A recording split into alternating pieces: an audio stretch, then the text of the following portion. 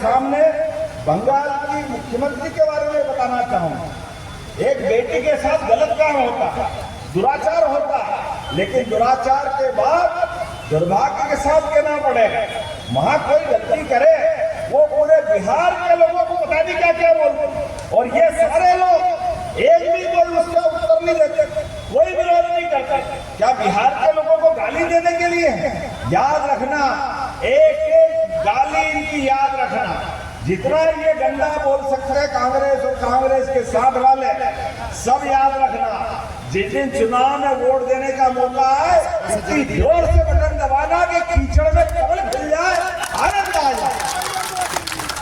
हमारे लिए तो परमात्मा की दया, जिस माहौल से हम निकले हैं। आप बताओ, ये राहुल गांधी कल भी क्या बोल रहे? अब चुनाव बिहार में हो रहा, आप जनता से निवेदन करो, जनता से अपील करो।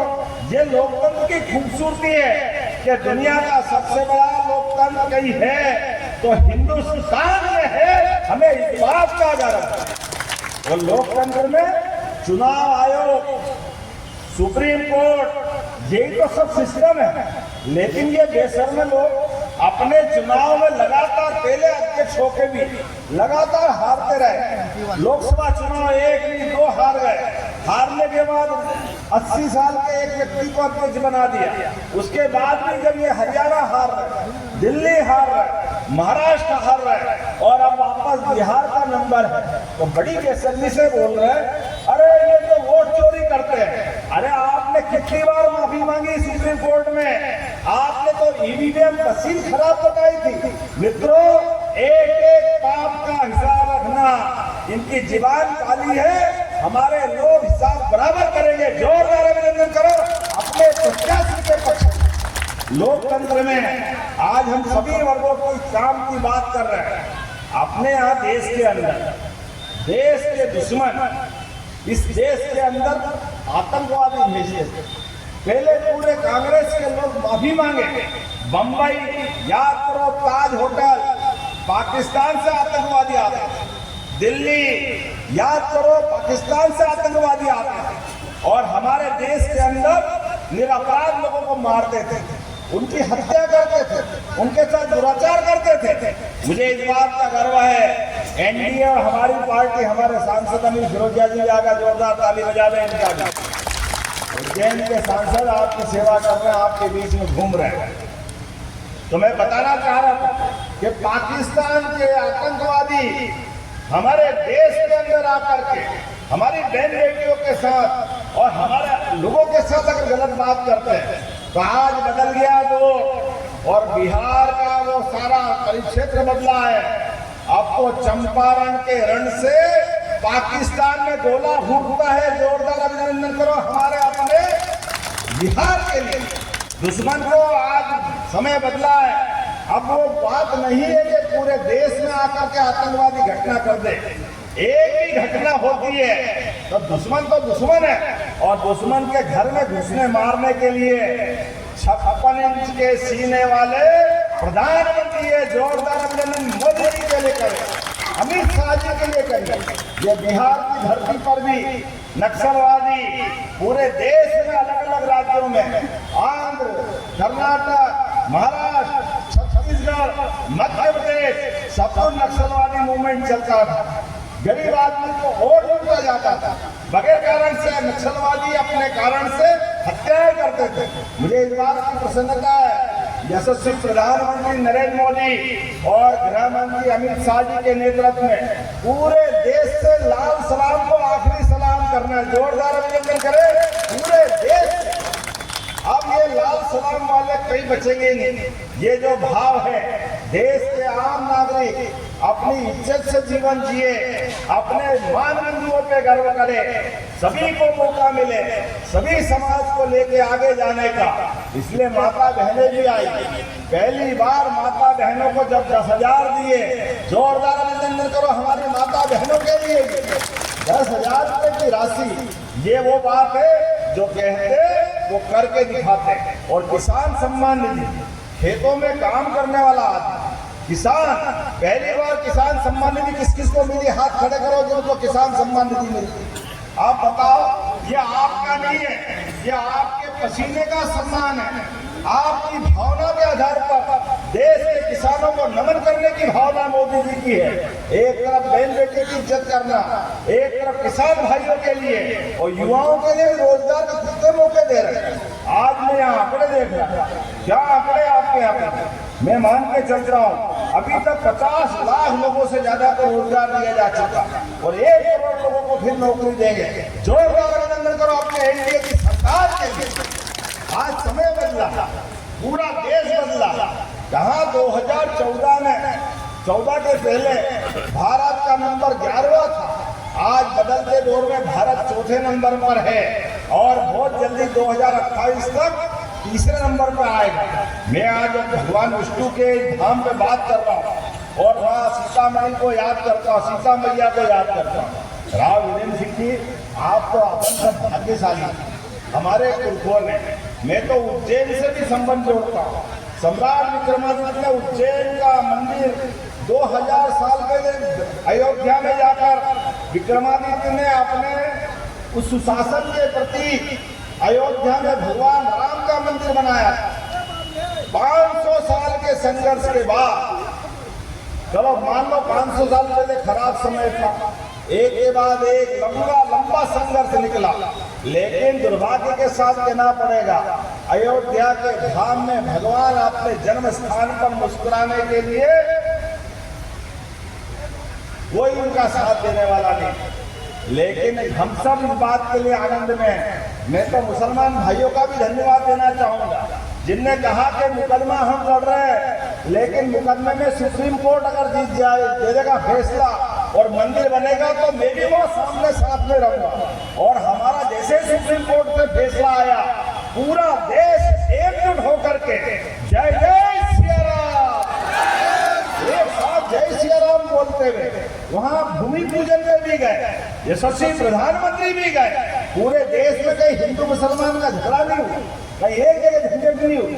ये है शासन का काम करने का तरीका, सबका साथ सबका विकास, सबका विश्वास, सबका प्रयास। और केवल अयोध्या में नहीं, उज्जैन में भी बाबा महाकाल के महालोक के लिए ये सांसद जी भी मौजूद है। 2022 में हमने अपना पर्यटन का पूरा क्षेत्र बदल गया। पहले केवल 60-70 लाख लोग आते थे, आज 7 करोड़ से ज्यादा लोग उज्जैन आते हैं। काशी विश्वनाथ, तो जब काशी विश्वनाथ में आनंद आ गया, उज्जैन के बाबा महाकाल का महालोक बदल गया, अयोध्या में भगवान राम का धाम बदल गया, तो जमुना जी के कृष्ण कन्हैया ने क्या बिगाड़ा? आनंद आना चाहिए कि नहीं आना चाहिए? मथुरा वाले के यहाँ भी बोलो आना चाहिए कि नहीं आना चाहिए? तो बोला कृष्ण कन्हैया लाल की, जमुना जी का कृष्ण कन्हैया सबकी आंखों का तारा। इस देश के अंदर अब तो गोपाल कृष्ण का जमाना है, जो घर में गाय पाले वो गोपाल और अपने भगवान कृष्ण पे गर्व करे वो सब गोपाल कृष्ण। तो मथुरा भी बदलेगी और यहाँ सीता माता का धाम भी मुस्कुराएगा।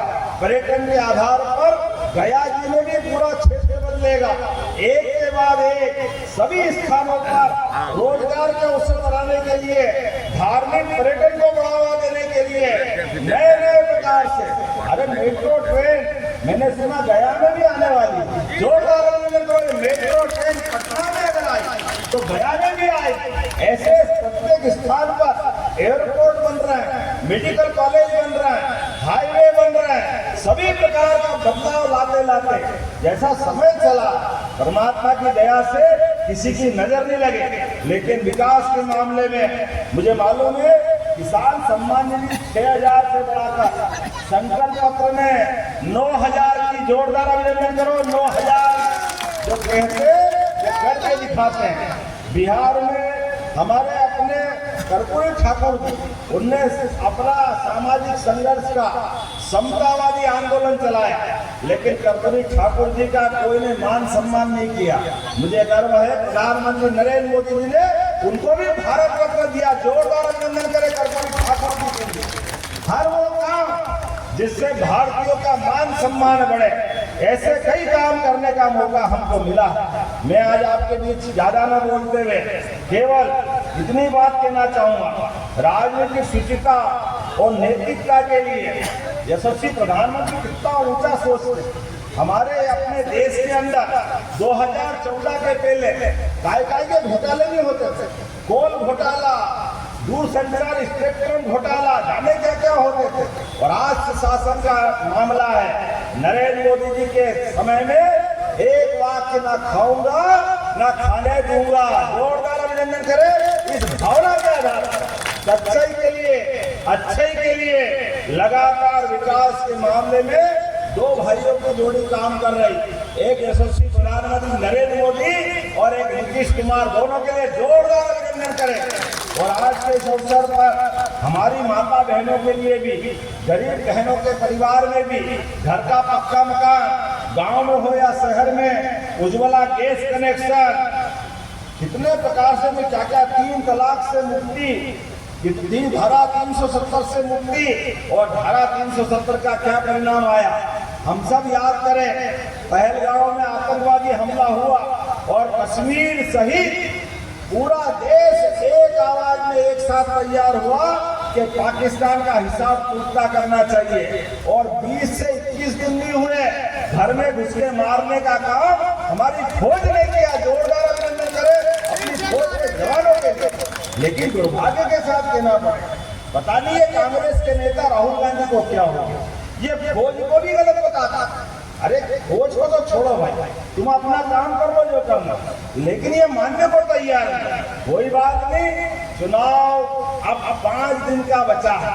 आज से लगा करके 11 तारीख के दिन आपने सबने कमल का फूल पे बटन दबाया और फैले हुए कीचड़ से भगवान के आशीर्वाद से कमल का फूल खिला। और कमल का फूल तो महालक्ष्मी का प्रतीक है। हम सब सौभाग्य से कभी दिवाली के दिन माता लक्ष्मी का चित्र नहीं मिले, प्रतिमा नहीं मिले, केवल कमल के फूल की पूजा करो, लक्ष्मी जी आशीर्वाद देती है। जोरदार अभिनंदन करो। ये हमारी पार्टी का चिन्ह है। हमारे पास ये थोड़ी इसको काट के फोटो लगा दो, ये आपका चुनाव चिन्ह हो जाएगा, ये कांग्रेस वाले करेंगे। हमारे यहाँ तो अपने चिन्हों पर जिनसे हमको गर्व वो सब होना चाहिए। तो आज अपने इस अवसर पर आपको एक निमंत्रण दे रहा हूँ। चुनाव है, चुनाव में सावधानी भी रखना। जाचा परखा व्यक्ति अपना है, लेकिन दुश्मन बहुत चालाक है, रोज झूठ बोलते हैं, पता नहीं क्या क्या बोलते हैं। तो जब तक चुनाव हो जाए तब तक शांति से नहीं बैठेंगे, एक एक घर जाएंगे, एक एक वोट डलवाएंगे। जब तक भाजपा के पक्ष में आखिरी वोट नहीं डल जाए तब तक शांति से नहीं बैठेंगे। बोलो सब तैयार है? तो मेरे साथ सब खड़े हो जाओ, दोनों हाथ में मुट्ठी बांधो अपने स्थान पर एक एक व्यक्ति। और आप सबको भी चुनाव के बाद बाबा महाकाल के दर्शन करने के लिए मैं उज्जैन का आमंत्रण दे रहा हूँ। बोला जय श्री महाकाल, बोले महाकाल महाराज की। हमारे प्रत्याशी के पक्ष में एक एक वोट डुला करके भाजपा को भारी जीत दिलाना है। बोले भारत माता की, भारत माता की, भारत माता की। धन्यवाद। भारत माता की जय।